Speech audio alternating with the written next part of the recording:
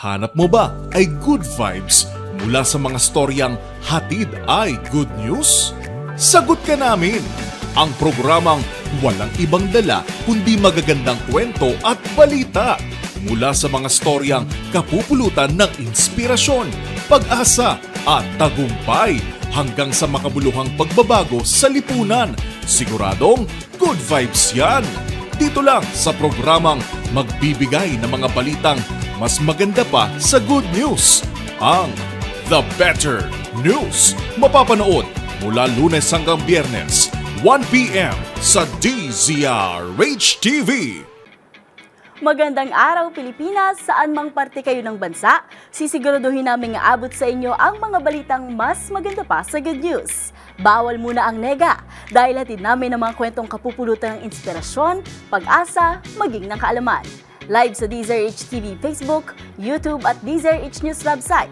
Sa ngalan ni Angelica Cosme, ito po si Mili Borja. At ito ang The Better News. Una sa Pilipinas, una sa Pilipino.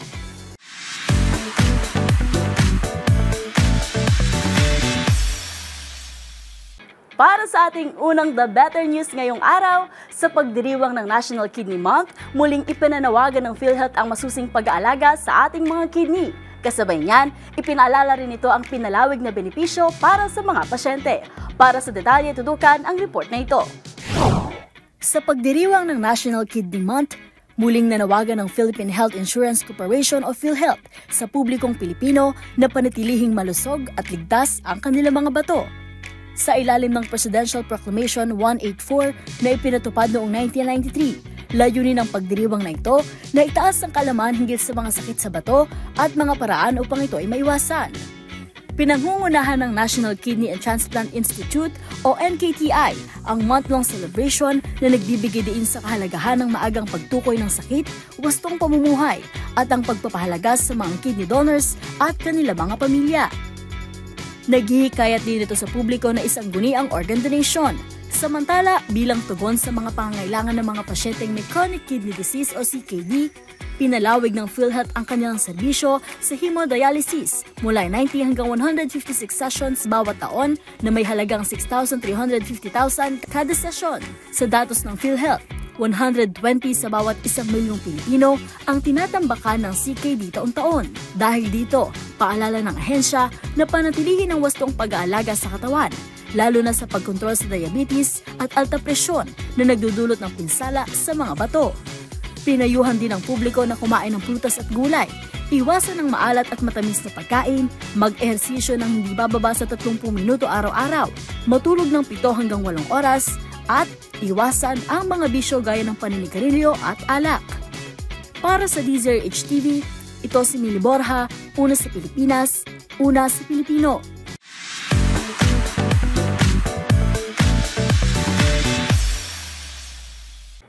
Kasunod ng mga sama ng panahon na inaasahang darating sa bansa, mataas pa rin ang ani ng palay ang inaasahang papalo sa ikalawang quarter ng 2025. Ayon sa PSA, posible itong pumalo sa higit 4 na milyong metriko tonelada, mas mataas sa production noong nakaraang taon. Narito ang report ni Rovic Manuel. Inaasahang papalo sa record high na 4.36 million metrikon tonelada ang aning palay sa ikalawang quarter ng 2025. Ayon sa Philippine Statistics Authority o PSA, kung tama ang kanilang pagtaya, ito na ang magiging pinakamalaking ani na maitatala para sa second quarter harvest ng Pilipinas. Paliwanag ng PSA, mas mataas ang projection na ito ng 13.4% kumpara sa 3.85 million metrikon toneladang ani sa second quarter ng taong 2024. Sakaling maabot ang kanilang pagtaya, aabot na sa 9.6 million metric tons ang ani ng palay sa first half ng 2025 na siyang pangalawang pagkakataon na umabot ang 6-month period sa 9 na milyong metriko tonelada tulad noong 2023. Hanggang nitong Mayo, nakapagtala na ang PSA ng higit 600,000 hektarya ng palay na naani, dahilan upang umabot ang palay output sa 2.82 million metric tons. Para sa DZRH TV, ito si Rovic Manuel, una sa Pilipinas, una sa Pilipino.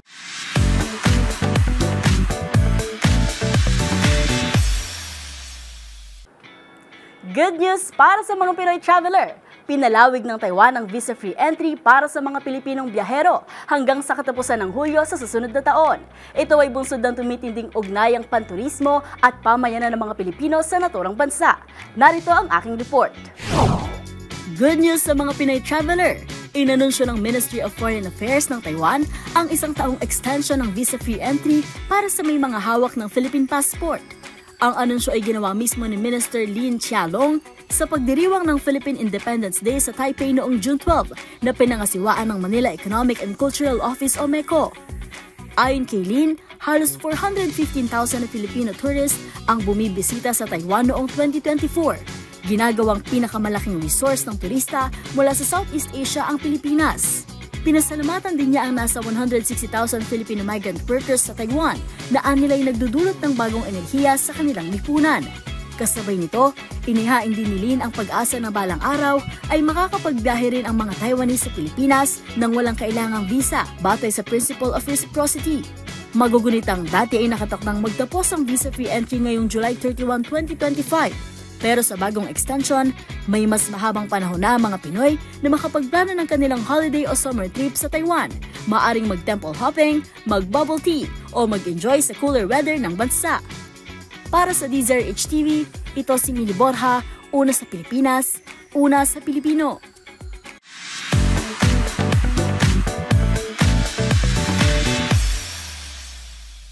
Bumida sa ginanap na Los Angeles Trade Fair ang ilan sa mga gawang produkto ng mga agrarian reform beneficiaries mula sa probinsya ng Marinduque tulad ng bird's toy at bag.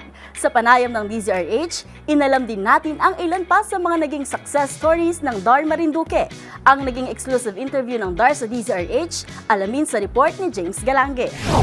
Ibinida ng ilan sa mga Agrarian Reform Beneficiaries o ARBs mula sa probinsya ng Marinduque ang kanilang mga naging success stories sa pagsasaka at pagdenegosyo. Kabilang na diyan ang pagbida ng ilan sa mga produkto ng ARBs sa nagdaang Los Angeles Trade Fair. Sa programang DAR sa DZRH itong Sabado, ipinaliwanag ni DAR Mimaropa Assistant Regional Director Josefina Lopez ang naging pagtulong ng ahensya sa nasabing probinsya. Mula nang mag-umpisang cooperative po yan, syempre ang mga training po, product development, isa nga po sa product development na tinulungan sila ng DAR, ito pong paghahabi o yung buri products, mga bag, baskets, ganyan. Gamit ang buri, dito ginagawa ng mga taga Marinduque ang bird's toy na ine-export pa sa Los Angeles, California. Nadagdag pa ni Lopez ay hindi ito nabibili sa mga lokal na pamilihan. Hindi po siya available locally. Locally, hindi natin pwedeng, yun ang distributorship arrangement nila. Ayon kay Nemelin Rosales, miyembro ng Kapatirang Marinduqueño de Villa Producers Cooperative, sa kasalukuyan ay nasa 50 ARBs na mula sa kanilang kooperatiba ang nagpo-produce ng buri products sa ibang bansa. Samantala, nangako naman ng DAR na ipagpapatuloy nito ang nasimulang pagtulong sa mga magsasaka at mapaangat ang kita mula sa mga negosyong nalilikha ng kanilang mga programa. Para sa DZRH TV, ito si James Galange, una sa Pilipinas, una sa Pilipino.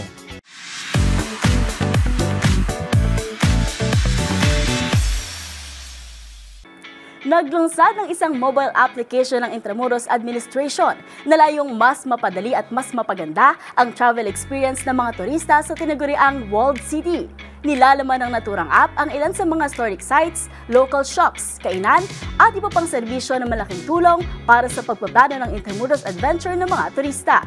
Ang buong detalye alamin sa report ni Dustin Bayog. Isang mobile application ang handog ng Intramuros Administration para sa mga turistang nais libutin at maranasan ang Walled City Adventure. Sa isang press launch, inilabas ng Intramuros Admin ang kanilang mobile app na isang online portal para sa mga turista at history lovers. Katuwang nito ang Department of Science and Technology at ang CIIT College of Arts and Technology at suporta mula sa Department of Tourism. Nilalaman na naturang app ang mga direksyon patungo sa mga historical sites, walking tours, mga restaurant at local shops, at mga accredited tour guides na mas magpapabilis at magpapaganda sa travel experience ng mga dadayo.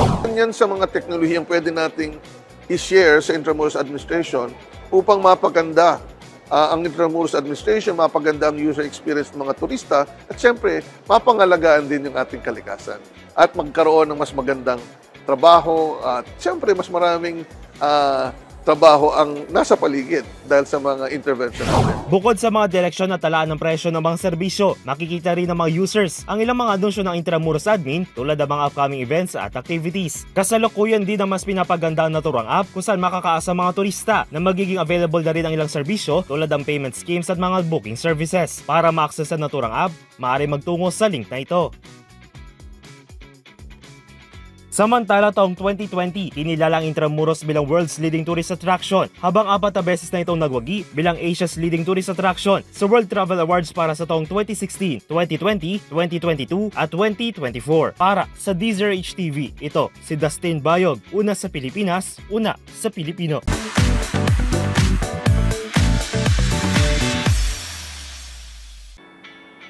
Sa harap ng diskriminasyon at konserbatibong pananaw ng Pilipinas, nananatiling hamon para sa mga kababayan nating miyembro ng LGBTQIA+ community ang pagtukoy sa kanilang mga karapatan sa mata ng batas. Pero sa tulong ng inilunsad na Pride Guidebook, malinaw nang nakabalangkas sa kanilang legal safeguards para sa pagkamit ng patas at makataong hustisya. Ang mga detalye alamin sa report ni Arnold Herrera. Formal nang inilunsad noong June 11, sakto sa Pride Month, ang isang legal guidebook na magsisilbing sandata ng Filipino LGBTQIA+ community sa masalimuot na laban para sa makataong hustisya at pagkakapantay-pantay. Pinamagatan itong Justice with Pride, LGBTQIA+ Community Legal Guidebook in the Philippines bilang tugon sa nagpapatuloy na diskriminasyon sa kanilang sektor. Malinaw na nakabalangkas dito ang impormasyon kaugnay ng kanilang mga karapatan at mga karampatang batas at legal measures na pumoprotekta sa kanila. Makikita din sa loob ng 34-page guidebook ang specific clauses mula sa saligang batas at mga existing na batas, gayon din ang ilang legal precedents at pagtugon sa mga legal officers. Sama-sama itong nilikha ng Mujer LGBT+ Organization, kasama ang Just Law, ang Thomson Reuters Foundation, Saisip Salazar Hernandez and Gatmaitan, gayon din ang Embahada ng Britain sa Maynila. Para kay British Ambassador to the Philippines Laurie Bufils, layo na proyekto na i-empower maging ang mga individual at organisasyon sa labas ng queer community at palawakin ng kanilang kaalaman sa nagbabagong legal landscape sa Pilipinas. Sa panig naman ni Alvin Fernandez, Executive Director ng Mujer LGBT+, ang proyekto ay hindi lang basta compilation ng mga batas dahil sumasalamin ito sa araw-araw na pagsubok na kinakaharap ng kanilang sektor. Ang PDF copy ng Justice with Pride Guidebook ay pwedeng mahanap at i-download sa website ng Just Law. Para sa DZRH TV, ito si Arnold Herrera. Una sa Pilipinas, una sa Pilipino.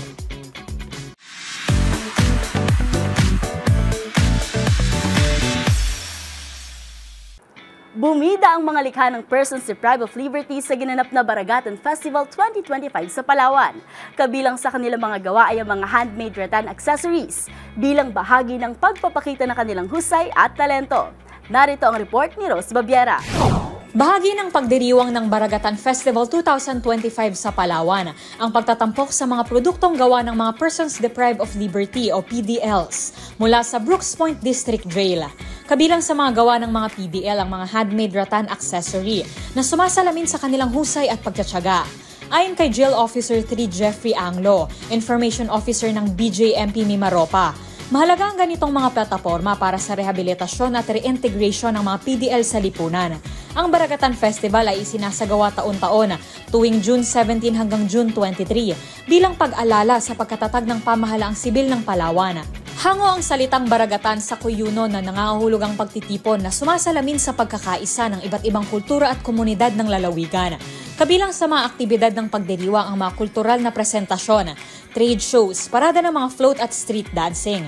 Isa sa mga tampok na gawain ang Barakalan sa Baragatan, isang agro-trade fair. Dito, nakikilahok ang mga bayan at lungsod ng lalawigan upang ipakita ang kanilang mga produktong gawa sa lokal na layuning pasiglahin ng ekonomiya at itaguyod ang lokal na sining at kabuhayan. Para sa DZRH TV, ito si Rose Babiera. Una sa Pilipinas, una sa Pilipino.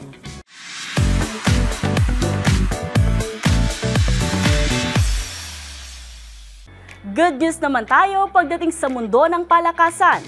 Inilunsad ang isang international coaching program para sa mga Pilipinong tennis coach na layong palalimin ang kaalaman at kakayahan ng mga ito para makasabay sa global standards. Para sa Balitang Sports, tutukan ang report na ito. Naglungsad ang Palawan Pawnshop National Tennis Championship o PPS-NTC ng isang international na coaching program na layuning palalimin ang kaalaman at kakayahan ng mga Pilipinong tennis coach para makasabay sa global standards sa pagpapaunlad ng mga manlalaro. Pinangunahan ito ni Coach Patricia Concon Puzon ng Max Cancrit Foundation. Gaganapin ang 2 coaching course sa ilalim ng International Multiple Certification Tennis Coaches Program sa Jetro Sports Center sa Valenzuela City na kamakailan lamang ay naging host ng Forteo National Juniors Tournament. Ang unang session ay gaganapin mula June 24 hanggang 26 na tatalakay sa makabagong tennis methodology at Level 2 certification sa ilalim ng International Coaches Association. Tatalakayin dito ang modernong sistema sa pagtuturo, mental conditioning at nutrisyon ng mga atleta. Ayon kay PPS-NTC founder Bobby Castro, ang programang ito ay suportado ng Philippine Sports Commission ay makasaysayang hakbang para sa tennis sa bansa. Hinikayat niya mga coach at tennis professionals na samantalahin ang pagkakataong ito. Ang ikalawang session naman ay nakatakda sa June 27 hanggang 29 na tatalakay sa ATP C-Level course sa ilalim ng Global Professional Tennis Coach Association. Ang certification na ito ay para sa mga coach na umahandle ng mga junior players na lumalahok sa International Tennis Federation at mga national na palaro. Para sa DZRH TV, ito si Mili Borja, una sa Pilipinas, una sa Pilipino.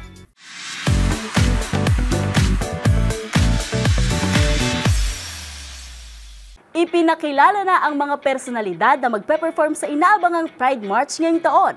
Kung sino sila, kilalanin sa Showbiz Report ni Rovic Manuel. Kabilang ang Reyna Hispano-Americana 2025 Diamante at Filipina drag icon na si Marina Summers sa nakatakdang mag-perform sa nalalapit na Pride March ngayong taon. Kamakailan lang inilabas na ng Pride PH, isang non-profit organization, ang lineup ng set of performers para sa Pride March. Si Mate ang itinanghal na ikalawang Reyna Hispano-Americana Queen matapos ang matagumpay na pagkapanalo ng aktres na si Winwin Marquez noong 2017. Bukod sa kanyang karir sa pageantry, isa ring singer and songwriter si Mate tulad ng kaniyang nobyo na si JK Labajo. Si Marina naman ang kamakailan lang na gumawa ng kasaysayan bilang unang Filipino drag queen na rumampa sa red carpet ng 2025 Cannes Film Festival. Samantala, bukod kay Mate at Summers, kabilang pa sa magpe-perform para sa Love Laban 2025 ay ang rising OPM artist na sina Raven Hayres, Paul Pablo, Kumari Harvey, Steph Aranas, Nika Del Rosario, Justin Peña, Matthew Chang at ang Barefoot Theater Collaborative kasama ang Pinoy dance groups tulad ng Ballroom PH, Fem MNL at ang Salawindakan Dance Company sa aabangang magbibigay kulay sa Pride Celebration. Kabilang din sa present sa pagdiriwang ang broadcast journalist na si Jervy Caladcaren Wrightson, ilang artist creators tulad ni Aaron Maniego, Christian Antolin, Ate Dick, Bong Gonzales at content creators tulad ni Nasasa Girl, Ace Soriano, Pipay, Queen Dura at marami pang iba. Gaganapin naman ang naturang Pride Celebration sa June 28 sa University of the Philippines o UP Diliman sa Quezon City. Para sa DZRH TV, ito si Rovic Manuel, una sa Pilipinas, una sa Pilipino.